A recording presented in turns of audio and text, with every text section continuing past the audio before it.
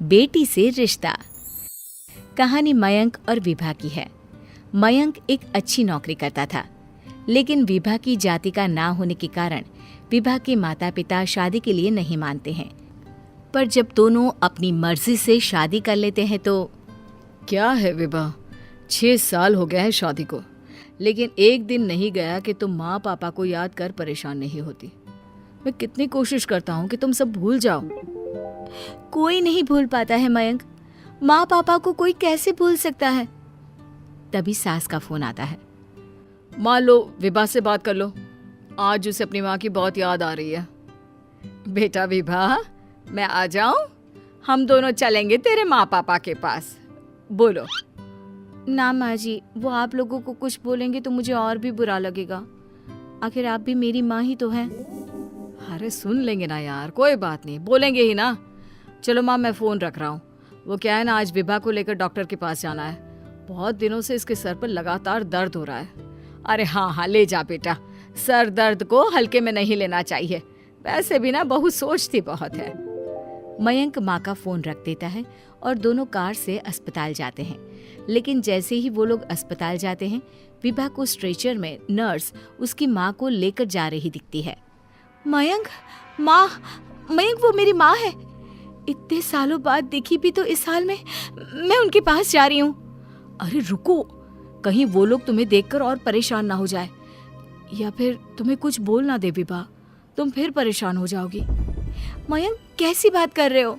वो माँ है मेरी। विभा पास खड़े अपने चाचा चाची से बात करने की कोशिश करती है, लेकिन वाह, तेरे जैसी बेटी जिसकी हो वो तो मर ही जाए तो अच्छा है। वैसे पार्क में पैर फिसला है तेरी माँ का, रीढ़ की हड्डी टूटी है। रिद्धि को चाची की बात का बिल्कुल बुरा नहीं लगता। शायद वो सुन ही नहीं रही थी कि चाची क्या कह रही थी। वो सीधे माँ के कमरे में जाती है। कौन है आप? ये मेरी माँ है, मेरा नाम रिद्धि। रिद्धि नाम है ना आपका? दर्द में भी ये आपका ही नाम ले रही थी। हाँ, ये सुनते ही रिद्धि का कलेजा मुंह में आ जाता है। ये वही माँ है जिसने कड़े शब्दों में ये कह दिया था कि अब तेरा मेरा रिश्ता खत्म।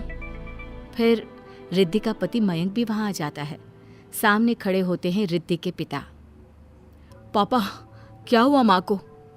वो पार्क में गिर पड़ी, रीढ़ की हड्डी में चोट आई है। रिद्धि पिता की तरफ देखती है, लेकिन पिता मुंह फेर लेते हैं। पता है मयंक, माँ दर्द में मेरा नाम ले रही थी। मेरी माँ मुझे याद कर रही थी मयंक। मैं माँ को कुछ नहीं होने दूंगी, देख लेना। हाँ रिद्धि, हम मिलकर माँ का ख्याल रखेंगे, उन्हें फिर से खड़ा कर देंगे। लेकिन भैया कहाँ है? रिद्धि पिता के सामने जाकर खड़ी हो जाती है। पापा, भैया कहाँ है? वो अमेरिका में है, वो नहीं आ पाएगा। रिद्धि फिर माँ की ओर ध्यान कर लेती है। उस पूरी रात रिद्धि माँ को देखती खड़ी रहती है।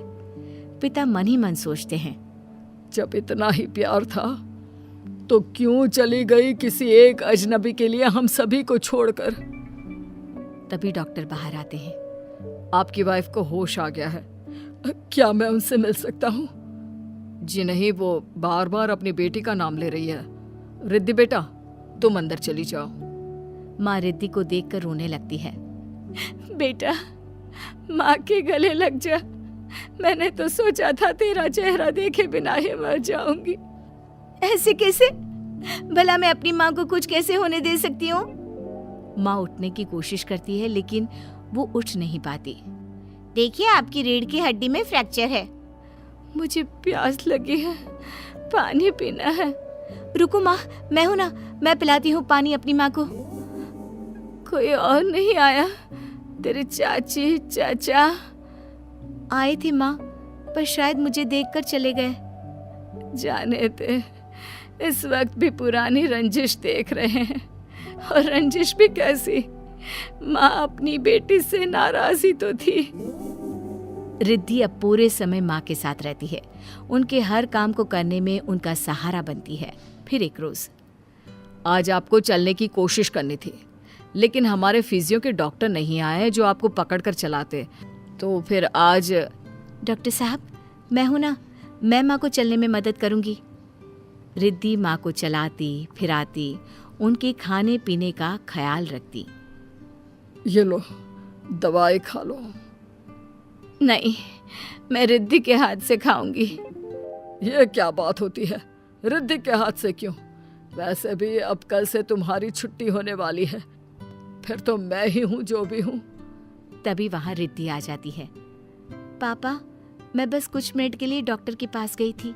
ये दवा। तुम्हारे पापा नहीं बताएंगे, लेकिन वो मुझे दवाई दे रहे थे। कल से मेरी छुट्टी है ना। लेकिन ये तो गलत दवाई है पापा। इतनी ढेर सारी दवाई है ना, इसलिए भूल हो गई होगी। नहीं नहीं माँ, सिंपल तो है। मैं बाहर जा रहा हूँ, कल आ जाऊंगा छुट्टी कराने।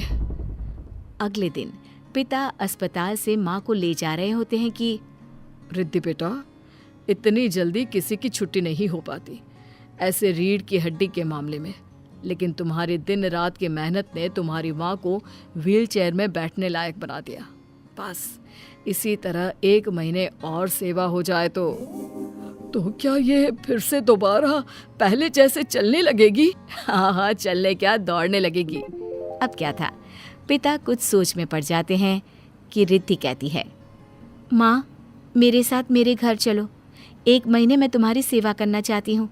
नहीं, चलना है तो तुम चलो अकेली।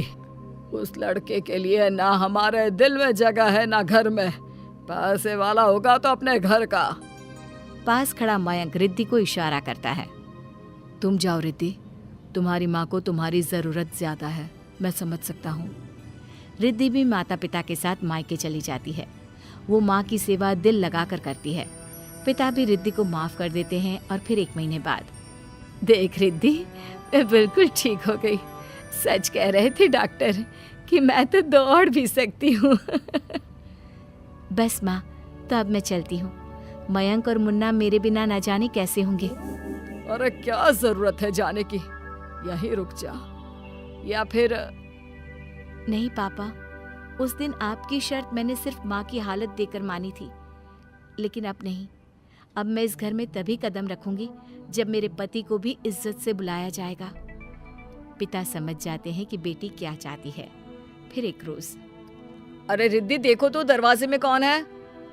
रिद्धि दरवाजा खोलती है तो सामने माँ पिता खड़े होते हैं। हाथ में होता है ढेर सारा गिफ्ट।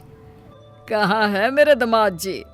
मयंक और रिद्धि माता पिता को देखकर खुश हो जाते हैं और माँ मुन्ने को गले लगा लेती है।